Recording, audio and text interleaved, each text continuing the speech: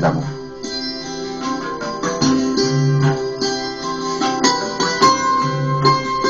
হবিগঞ্জ জেলার নবীগঞ্জ ৯ নম্বর বাউসা ইউনিয়নে অবস্থিত অতি প্রাচীন আর ঐতিহ্য বহনকারী বিলফার গ্রাম।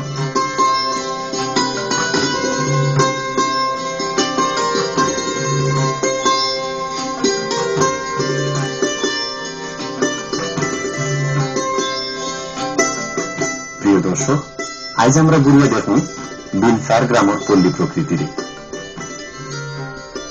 আশা করি আমরা লোকে আপনারা উপভোগ করবা গ্রামের নানান বৈচিত্র্যতা।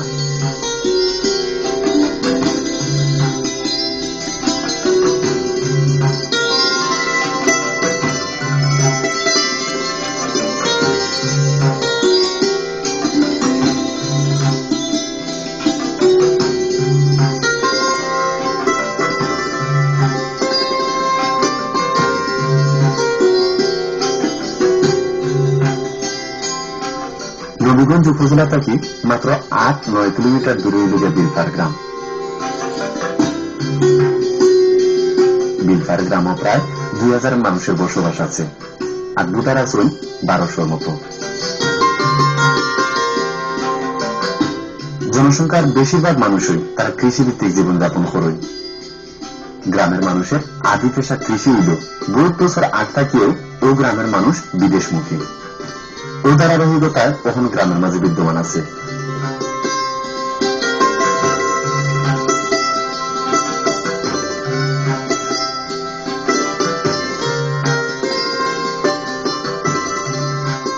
গ্রামের মানুষ প্রবাসমুখী হওয়ার কারণে গ্রামের গড়বাড়ি এখন কইছে আরো উন্নত।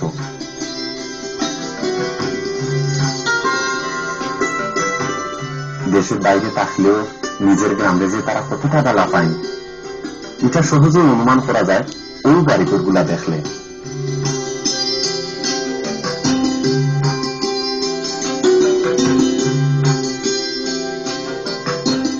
আর তারার পাটানি দেখা দিয়া গ্রামের বাড়িঘরে করছেন বেশ উন্নত।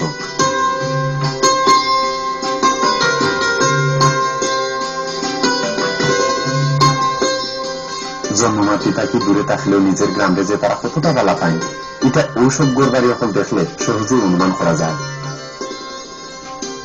প্রত্যেকটা বাড়িও পাখা, পাশাপাশি কিছু খাসা বাড়িও আছে।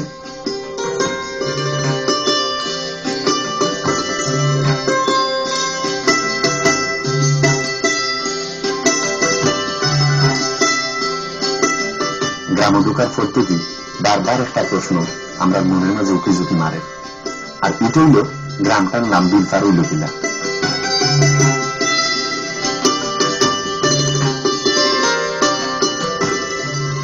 আর ও সম্পর্কে গ্রামের মুরব্বী কয়েকজনের লগে আলাপ করিয়া জানা যায় ৩৬০ আউলিয়ার অন্যতম একজন ওলি আসলা হযরত শাহ তাজউদ্দিন কুরেশী রাহমাতুল্লাহি আলাইহি। ও গ্রামও আইলে নামাজ পড়ার লাগে পানি পাইছিলা না। তখন টাইম হাতের আশা দিয়া বাল্লা মারছিলা। বাল্লা যেন মারছিলা ওখান থেকে পানি উঠছিল। ওইটুকি বাল্লা বিল নামকরণ করা হয়।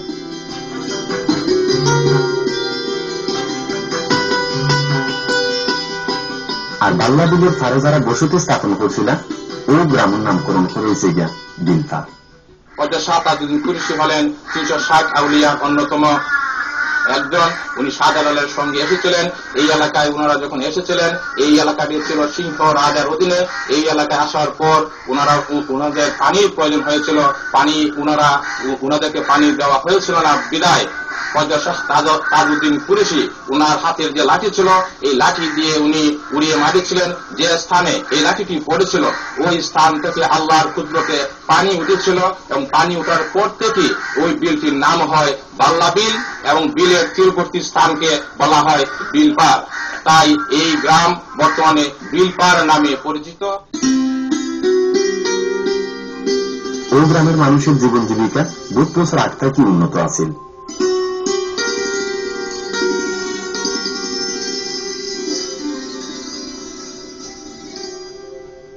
আমরা গ্রামের এবারে ওবারে বুঝে বুঝে দেখছিলাম। সামাজিক দিক দিয়ে বিলফার গ্রামটা বেশ উন্নত।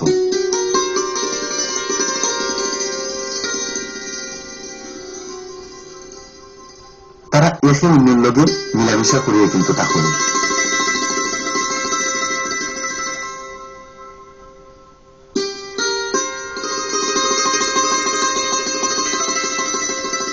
বিলফার গ্রামের পূর্বে আছে টুনাবাড়ি, উত্তরে বাল্লাবিল, দক্ষিণে গুলিজুলি হাওয়া আর পশ্চিমে হারখাল গ্রামটারে আগলায় রাখছে।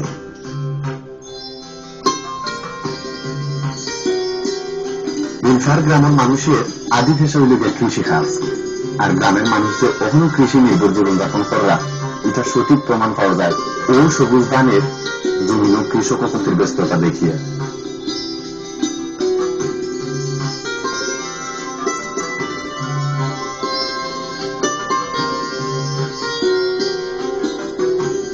গ্রামের মাটি খুব বেশি উর্বর, মাটির ও গুণের লাগে সকলেই ধান চাষ করুন, কেউ নিজের জমি করুন আর কেউ আবার বর্গা চাষ করুন।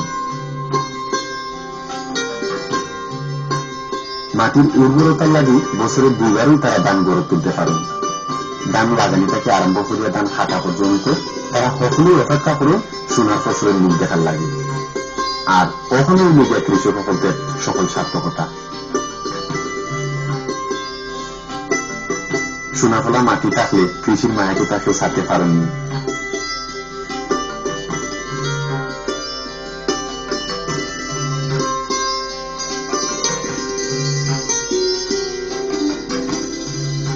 মৌসুমী ভেদে তারা চাষ করিয়ে তখন বোঝাতে সবজি।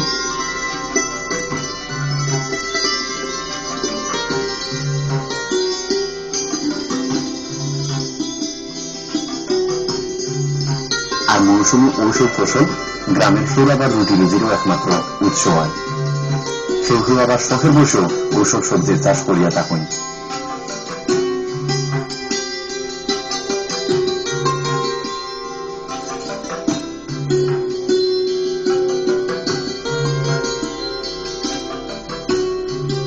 বিলফার গ্রামের মানুষ প্রাচীন কাল থেকে শিক্ষা দীক্ষা তারা সুনাম ধরিয়ে রাখছেন। আর গ্রামের মাঝে শিক্ষার আলো বিস্তার করার লাগে বহু বছর আগে গ্রামের শিক্ষানুরাগী ব্যক্তি হলে প্রতিষ্ঠা করিয়া গেছেন শিক্ষা প্রতিষ্ঠান হল। এর মাঝে নিঃশৌকি প্রাথমিক বিদ্যালয় এলাকার শিক্ষা বিস্তারের লক্ষ্যে 1914 সালে প্রতিষ্ঠা করা হয়।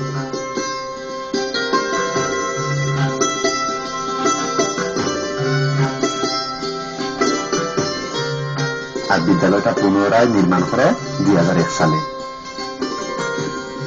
বর্তমানে বিদ্যালয়ে প্রায় 325 জন শিক্ষার্থী আছে। 4 জন শিক্ষক শিক্ষিকা খুব যত্নের লোকে তারা শিক্ষাদান করা।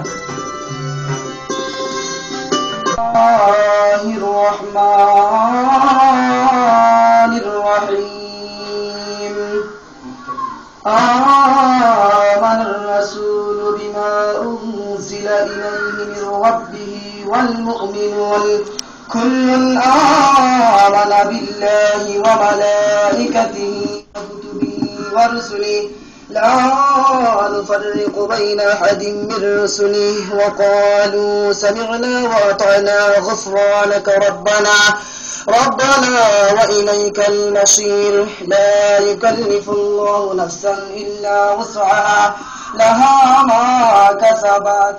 বর্তমানে ও মাদ্রাসার শিক্ষার্থী আছেন প্রায় 35 জন। এর মাঝে সবার টাকা খাওয়ার ব্যবস্থা করিয়া দেওয়া হয়েছে।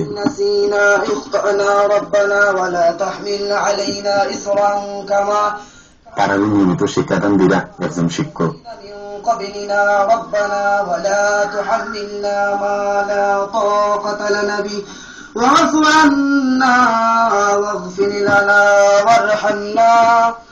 ওই মাদ্রাসাটা এলাকাতে এবং এলাকার বাইরে দিনী শিক্ষার হার বিস্তারের লাগি যথেষ্ট ভূমিকা পালন করে। মাদ্রাসা সম্পর্কে আমরা শুনছিলাম তার মুখ থেকে 2-1 কথা। আলহাজ আব্দুল হাকিম চৌধুরী হাফিজিয়া মাদ্রাসা আছে। এই মাদ্রাসায় অত্র এলাকার ধনী গরিব ছাত্রদেরকে দিনী শিক্ষা দেওয়া হয় এবং এই মাদ্রাসা থেকে এখন পর্যন্ত বহু ছাত্রদেরকে হাফিজ করে দেওয়া হয়েছে। মাঘ মাসের শেষ মঙ্গলবার এই মাদ্রাসার বাৎসরিক ওয়াজ অনুষ্ঠিত হয়।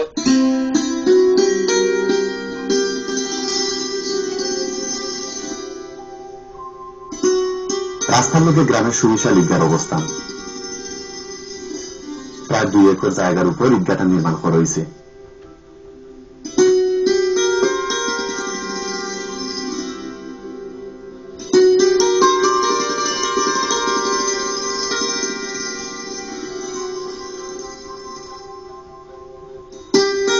নামকরণ হয়েছে হযরত শাহ তাজউদ্দিন কুরেশি রহমতুল্লাহ আলাইহি ঈদগাহ মাঠ। এই মাঠে আমাদের ঈদের জামাত আমাদের গ্রামবাসী ও এলাকাবাসী বিশালভাবে জামাত অনুষ্ঠিত হয়। আমাদের এলাকার জানাজার কার্য সমাধান হয়।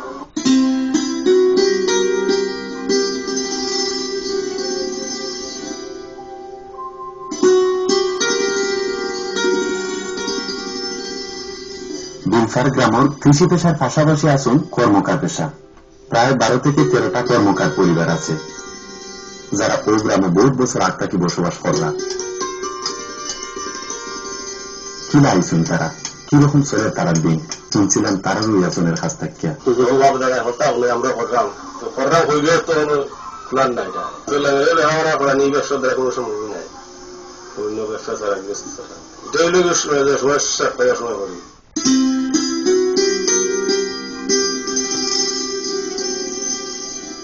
বিলফার গ্রামের মুসল্লিদের নামাজ আদায় করার লাগি আছে 2টা মসজিদ।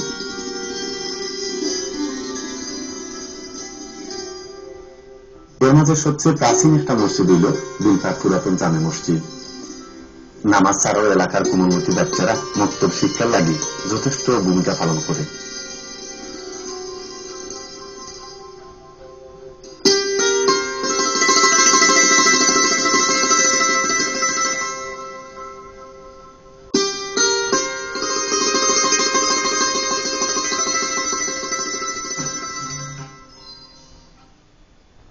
বিলফার গ্রামের ভিতরে আছে সুবিশাল একটা গুরুস্থান। প্রায় 2 একর জায়গা লইয়া গুরুস্থানটার অবস্থান।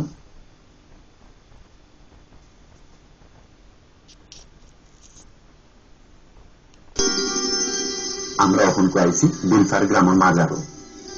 360 আউলিয়ার অন্যতম অলি হযরত শাহ তাজউদ্দিন কুরেশি রাহমাতুল্লাহি আলাইহির মাজার।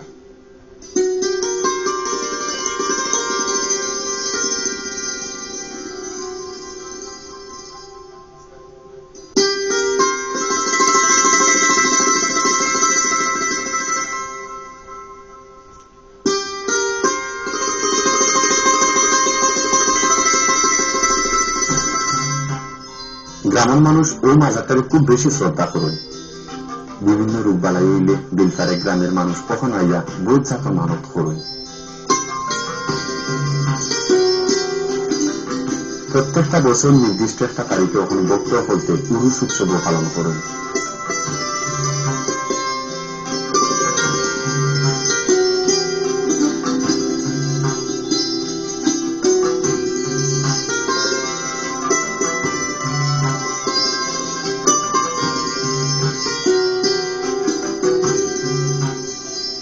আইজ মাজারে উরুস উৎসব পালন করার লাগি ভক্তবৃন্দর আনাগোনা বেশি।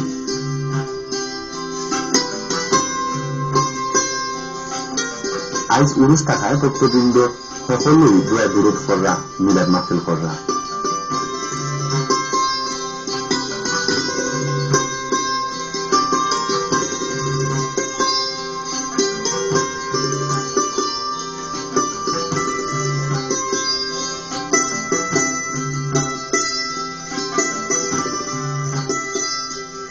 তিনি বক্তব্যের আনাগুনা থাকে ও মাজারও।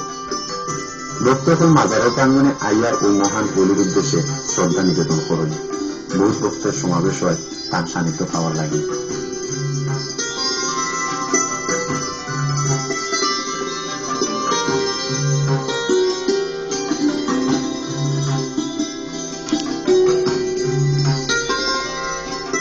মাজারের ভিতরে আছে একটা মসজিদ। ভক্তবৃন্দ আইলে তারা ও মসজিদে নামাজ আদায় করেন।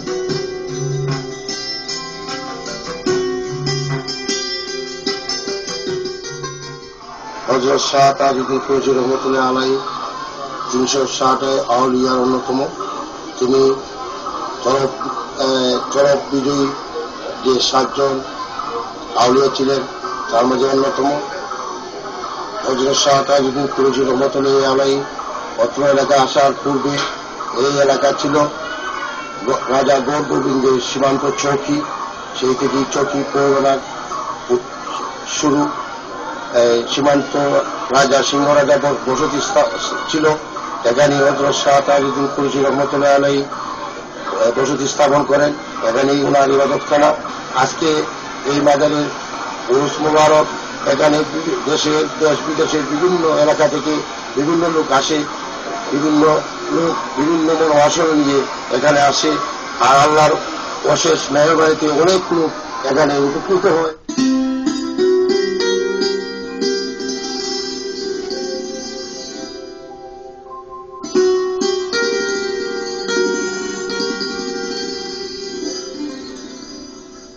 আজ মাজারের উরুস উৎসব পালন করার লাগি ভক্তবৃন্দ সকলেই খোলামাটা আয়োজন করছেন মেলা। আর ও মেলার বইছেন বিভিন্ন জাতের দোকানপাট।